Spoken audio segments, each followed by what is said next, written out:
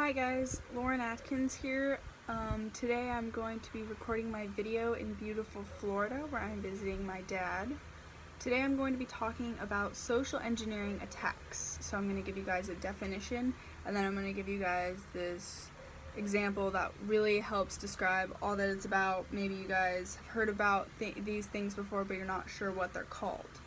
So the definition of a social engineering attack is attack that relies a lot on human interaction, so you kind of trick yourself.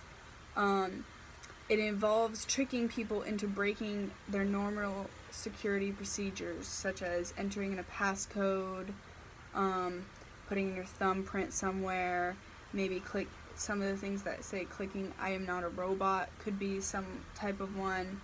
Just normal security procedures that people do every day. So when they click on these, they don't really think about the security in them because they don't seem harmful. You guys might be a little bit confused, so I'm going to go over this huge example that is actually pretty scary sounding for businesses and such. It was initially discovered in June of 2015. And it is a resume social engineering attack, but it is commonly known as the resume spam. It was really successful in 2015, and actually there is still types of these spam going around and still resumes being sent out like this. So what happened would be internet criminals would send more than one batches of emails to enterprises or retailers or businesses like Walmart and Smith's, but they would send it to higher people such as CEOs and top managers. So it seemed a little iffy, but these people also had no clue. Every email contained a message in which there was a resume attached, and it would be a message such as, "I'm hoping to land a job, I really need a job, can I work at Walmart, can I work at Publix, can I work at the grocery store, can I work at Home Depot," all of this stuff. And although the messages seemed harmless, they were capable of a lot. So what would happen would be the CEO or manager, thinking, "Oh, like here's their resume, let me click on it, see, make sure this person is capable of doing the job that they're asking for." And they would click on the resume, and what would happen would be their computer would somewhat shut down. New messages would appear. It was like a completely different application would take over their computer.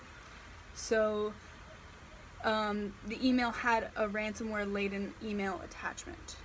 The resume in question contained something called, in June of 2015, called the CryptoWall Ransomware Family 3.0. And it locked down the system and it infected it, and the only way to get out would be to give in to the Bitcoin ransom. Now Bitcoin is an online currency, a lot of people have heard about it.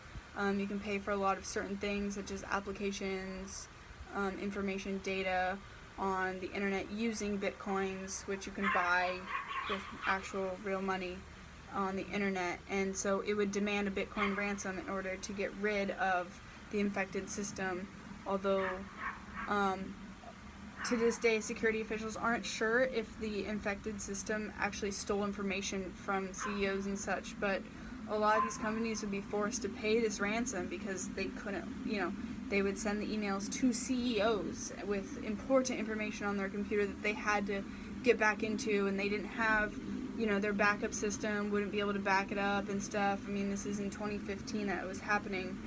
And so this would lock down, and they would call security and stuff, and a lot of people didn't know how to get rid of it at the time. It was new, so a lot of companies would pay this Bitcoin ransom, which at first I'm sure was not very much, but then it grew to be huge. In 2016, similar spam email campaigns were made, not necessarily resumes, but other things such as,